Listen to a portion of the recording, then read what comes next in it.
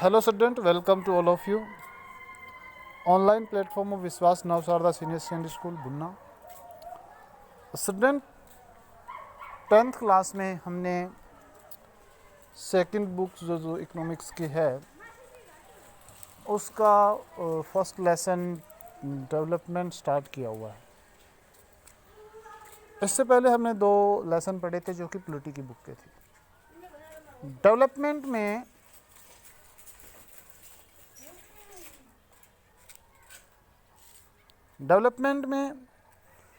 हमने देखा था कि डेफिनेशन क्या है डेवलपमेंट की, डिफरेंट पीपल्स जो हैं वो क्या थिंक करते हैं डेवलपमेंट के बारे में, they are differ from each other.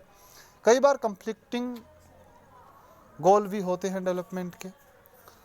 तो विकास जो है विभिन्न लोगों के लिए विभिन्न प्रकार के लक्ष्यों सहित क्यों होता है, ये हमने पढ़ा था। उसके बाद हमने देखा था कि किस प्रकार से हम देशों की तुलना करते हैं। अगर हम क्लास के किसी बच्चों की तुलना करते हैं तो तुलना करने का क्या आधार होगा? क्या हम सभी बच्चों की तुलना इस आधार पे कर दें कि जो उनके मार्क्स आए हैं तो इससे जो अच्छे प्लेयर्स हैं, अच्छे म्यूजिशियन हैं या अच्छे एथलीट्स हैं या जो बिहेवियर में बहुत अच्छे हैं, हो सकता है उन बच्चों के कम मार्क्स आएँ। तो हो सकता है सबसे इंटेलिजेंट बच्चा अच्छा बिहेव ना करता हो, तो इसमें असंगतियां रह जाती हैं। तो फिर क्राइटेरिया क्या होता है, किस प्रकार से हम तुलना कर दें? तो तुलना करने के लिए हम एक से ज़्यादा कैरेक्टरिस्टिक्स को लेते हैं, एक से ज़्यादा विशेषताओं को लेते हैं। उसका बिहेवियर ले लेते हैं, उसके मार्क्स भी ले लेते हैं, उसके जो इन्वायरमेंट है कल्चरल, उसमें किस प्रकार से वो रहता है, इन सब बातों को हम आधार बना करके तुलना कर देते हैं। लेकिन जब देशों की तुलना की बात आती है कि हम कैसे देशों की तुलना करते हैं, तो इसके लिए हम एवरेज इनकम के द्वारा तुलना करते हैं। एवरेज इनकम क्या है? देश के सारे लोगों की इनकम, यानी कि कंट्रीज़ की total income divided by population, यानी कि देश में जितने लोगों ने एक साल में जो भी इनकम की प्रोडक्शन किया है उसको, उसकी वैल्यू को पॉपुलेशन से डिवाइड करने पर हमारे पास पर कैपिटा इनकम आती है, प्रति व्यक्ति आय आती है। अब प्रति व्यक्ति आय से हम तुलना कर देते हैं कि जिस देश की प्रति व्यक्ति आय ज़्यादा होती है वो डेवलप्ड होता है, जिसकी कम होती है वो डेवलपिंग होता है, उससे कम वाले list developing countries, developed country आते हैं। तो एवरेज इनकम से हम तुलना कर देते हैं। आज हम उसी एवरेज इनकम के बारे में पढ़ेंगे कि एवरेज इनकम क्या है। Average are useful for comparison, they also hide disparities. कहता है कि एवरेज इनकम जो है वो तुलना के लिए, कंपैरिजन के लिए यूजफुल है, महत्वपूर्ण है, परंतु हाइड डिस्पेरिटीज, जो असमानताएं हैं उनको छुपा लेती है। अब कैसे, ये हम इस एग्जाम्पल में समझेंगे। For example, let us consider 2 countries A and B. For the sake of simplicity, we have assumed that they have only 5 citizens each. Based on the data given by the table 1.2, calculate the average income for both the countries. अब country A दिया गया है, country B दिया गया है और उसके 5 citizen दिए गए हैं।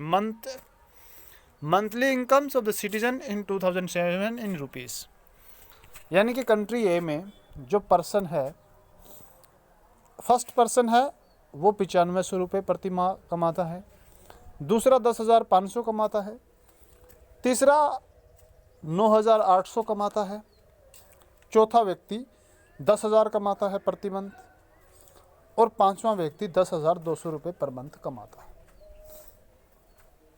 अब इसी प्रकार से कंट्री बी में एक व्यक्ति फर्स्ट नंबर का जो है वो 500 कमाता है, दूसरा भी 500 कमाता है, तीसरा भी 500 कमाता है, चौथा भी 500 कमाता है, लेकिन पांचवा व्यक्ति उस देश का 48,000 रुपये पर मंथ कमाता है। अब इन सभी की इनकम को एवरेज इनकम में हम डिवाइड करेंगे, यानी कि दोनों देशों की एवरेज इनकम पता करेंगे। कैसे पता करेंगे? दोनों को जोड़ देंगे और 5 से डिवाइड करेंगे, तो पर कैपिटा इनकम आपकी आ जाएगी। तो दोनों की पर कैपिटा इनकम जो है कंट्री ए और कंट्री बी की वो सेम आएगी। दोनों की पर कैपिटा इनकम क्या आ रही है? सेम आ रही है। अगर आप इसको कैलकुलेट करेंगे तो दोनों की सेम आ रही है। Will you be equally happy to live in both these countries? तो क्या ऐसी कंडीशन में आप दोनों देशों में समान रूप से खुश रह सकते हैं? मान लीजिए ये 5 आदमी एक देश ए के हैं और दूसरे 5 देश बी के हैं, तो क्या दोनों में इक्वली खुश हो सकते हैं वो, अगर इनकम को क्राइटेरिया माने तो? और बोथ इक्वली डेवलप्ड, क्या दोनों देशों में 5 आदमी इक्वली डेवलप्ड होंगे? एक जैसा विकास उनका होगा? Perhaps some of us may like to live in country B if we are assured to being the 5th citizen, और हम में से कंट्री बी का सदस्य बनना बहुत सारे लोग स्वीकार करेंगे, लेकिन ये एश्योर्ड चाहिए, हमें ये विश्वास होना चाहिए कि हम उस देश के 5वें सिटीजन होंगे। But if it is a lottery that decide our citizenship number, then perhaps most of us will prefer to live in country A।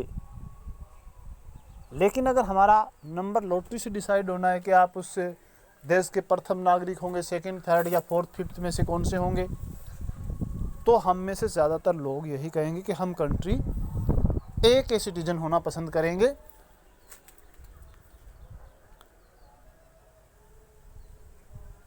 Even though both the country have identical average income, country A is preferred because it has more equitable distribution। अब हालांकि दोनों देशों की average income समान है, फिर भी हम कंट्री ए के सिटीजन होना पसंद करेंगे। क्यों? क्योंकि वहाँ पर इक्विटेबल डिस्ट्रीब्यूशन है इनकम का। इनकम जो है वो सब में समान रूप से बंटी हुई है। कोई 9500 कमा रहा है, कोई 10,000, कोई 9,000, कोई 9800, कोई 10,200, यानी कि सब लोग लगभग समान कमा रहे हैं। लेकिन कंट्री बी में अगर हम देखें तो in this country peoples are neither very rich nor extremely poor. अब कंट्री ए में ना तो कोई ज़्यादा गरीब है ना कोई ज़्यादा रिच है, लेकिन दूसरी तरफ most of the citizen in the country B are poor and one person is extremely rich. एक व्यक्ति है वो ज़्यादा अमीर है, एक्सट्रीमली रिच है। दूसरी तरफ कंट्री ए में सभी लोग लगभग बराबर हैं, तो वहाँ पर गरीबों की संख्या भी ज़्यादा है और एक व्यक्ति ज़्यादा अमीर है। तो इसलिए hence while average income is useful for comparison. अब यहाँ पे एवरेज इनकम यूजफुल तो है कंपैरिजन करने के लिए, क्योंकि जब तक और हमारे पास क्राइटेरिया नहीं है तो हम एवरेज इनकम से ही कैटेगराइज करेंगे। लेकिन it does not tell us how the income is distributed among people. लेकिन ये लोगों में वितरित कैसे है इनकम। अब टोटल इनकम, एवरेज इनकम हमें ये नहीं बताती कि एवरेजली व्यक्ति के पास उतना है कि नहीं है। ये तो सबका एवरेज कर देती है, ज़्यादा कमाने वाले और कम कमाने वाले का बीच का नंबर दे देती है।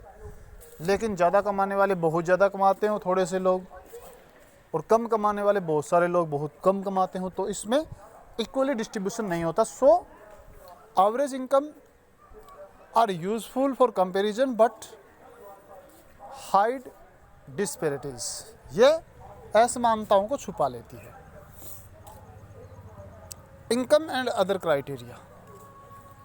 When we looked at the individual aspiration and goals, we found that people not only think the better income but also have goals such as the security, respect and other equal treatment, freedom extra in mind. Similarly, हमने देखा था कि लोग केवल income ही नहीं देखते हैं, respect, freedom, security ये सब चाहते हैं।